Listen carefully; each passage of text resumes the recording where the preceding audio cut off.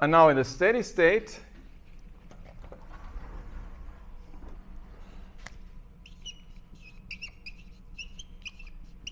steady state means Ks plus 1 equals Ks equals Ks minus 1 equals dot dot dot equals K. So you are in a situation where you think, oh, I basically, nothing changes, so the capital stock is stable. And then this implies that K equals, in the steady state, alpha over R plus delta, 1 over 1 minus alpha. I mean, what is a steady state? A steady state is a situation where everything is as it's used to be, right? You're getting up in the morning, you're going to work, you work 8 hours, you're going home, you have dinner, then you go to bed, then you go and start getting up in the morning again, right? That would be a steady state. Now, this is the initial situation. Now, something shocks the economy, like, you know, you fall in love, or you, whatever, yeah, maybe that's the bit. All of a sudden, your life becomes different, and you do things that deviate from steady state. Here, we model a situation where the economy is in a situation of stability, and all of a sudden something happens, and the question is, how does the adjustment path over time look like, right? So in dynamic models, we have this concept of a steady state. In a steady state or stationary state, we have the variables being constant over time. Good. Now, what is the shock? Well, we assume that in period 0, the economy is in a steady state. In period 1, there's a one-time reduction of the capital stock by 1 minus phi times 100%. So it's not a beautiful thing to think of, but suppose that there is an earthquake, right? I mean, you used to have you had an earthquake in the neighborhood. Well, not but so it's not, but, or you have something destroying the capital stock, part of the capital stock. So you all of a sudden you have too little capital.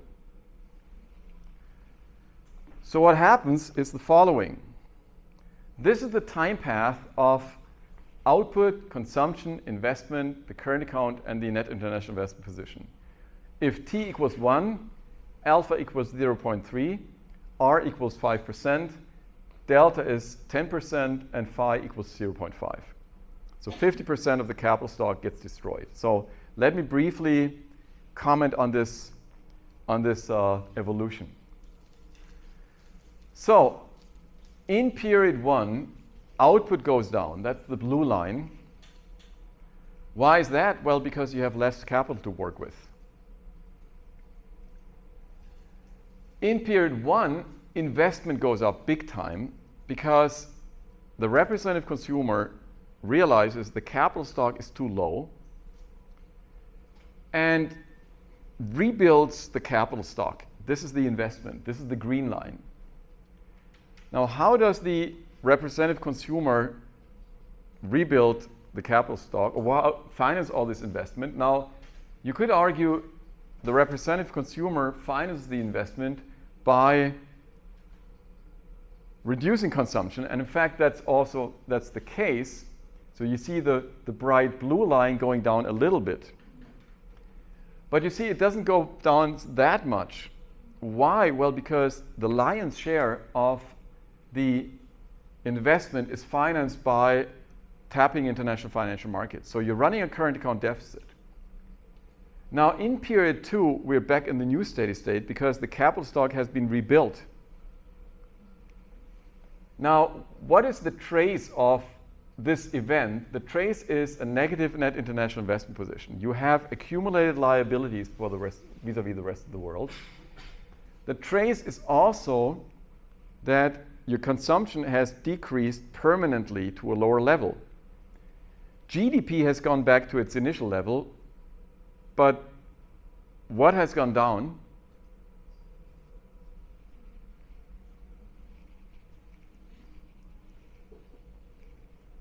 So if you incur liabilities, what happens to your primary income? Primary income is negative because you have to make, you're sitting on liabilities for which you have to make payments, right? Primary income is negative. If your primary income is negative, your gross national income is below GDP, and that's exactly what happens here. So again, we have that situation of an economy that in this crisis situation turned to international financial markets to finance the investment, which helped the economy to rebuild the capital stock. But of course, the consequence is that into the infinite future, we have that negative NIIP, so GNI is smaller than GDP, and that reduces consumption permanently. So that is the logic, and I really encourage you, or not to say I implore you, to get used to that logic, because this is kind of the essence of these things, right? The essence of the current account as a mirror of countries' use of international financial resources, or also the current account reflecting the use of the international financial market to provide resources. I mean, Germany is running current account surpluses, so they are saving more than they invest. So they basically accumulate assets, but this economy accumulated deficits, liabilities. Now, let me show you this picture. And these are time series, right? This is not a simulation. This is the current account balance of Germany. Now, Germany is very proud of having these current account surpluses. But we didn't always have current account surpluses. In fact, in the 90s, we did have current account deficits. Does anybody have an idea why Germany ran a current account deficit in the 90s? And how we can match this to this theory that I've just presented? You have to know a little bit, tiny bit of German history. This is not about details. It's really about, so what happened in 1989 in Germany?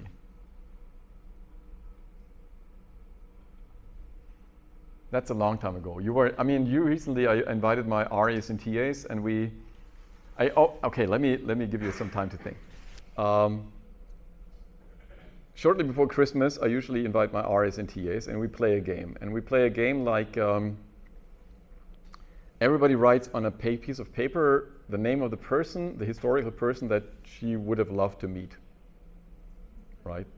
So people, and that's nice because then we take this papers out of the bowl, and then we guess who might it be, right? Someone says he would have loved to meet Wolfgang Amadeus Mozart, or he would have loved to meet whatever, Albert Einstein, or whatever.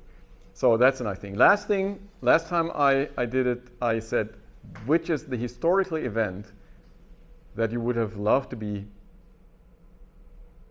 which you would have loved to see, right? And people came up with all kinds of events, and two said German unification.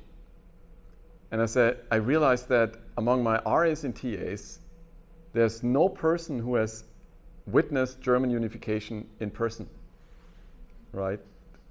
My secretary and me and my wife, we were the only ones around the table who were actually there, right? So what I'm talking about is German unification, right? I mean, in the morning of November 9, 1989, I was still studying in Constance, and I had a professor approaching in front of me. I didn't have a TV, and the internet was non-existent in 1989. And so I didn't have a daily newspaper. And I had this professor who said, look, folks, I don't know whether you know about it, but the Berlin Wall has just fallen. You know, it has basically collapsed. People are free to move between the GDR and the FRG. I said, really? And then I frantically, and that was in recent German history, this is the big event, right? We had, after the war, we had Eastern Germany, German Democratic Republic, and we had Western Germany, Federal Republic of Germany. And in 1989, the wall collapsed. Essentially, the system was so in the East didn't work or it did work so badly that eventually people signaled that they didn't want to live there anymore. Now, for decades, people were not allowed to leave the country. In fact, they were shot when they tried. And then we had Mikhail Gorbachev as the general secretary of the Communist Party in the Soviet Union. He said, look, we do not sustain this system anymore. And so the Eastern German government had less and less support from the Russians, right? And they eventually had these massive demonstrations in the street, right? Hundreds and thousands of people saying, we want this to stop. And then in the evening of November 9, there was some official making an announcement, and it was kind of a slip of tongue where he said, now basically people can move out of the GDR if they want. And people said, are you serious? Is that valid now? And he said, yes, I think it's valid now. It's a historical moment in German history. And then people, it's like, I mean, you will celebrate the 50th anniversary of the American defeat. I mean, the picture of people leaving the American embassy on the helicopter.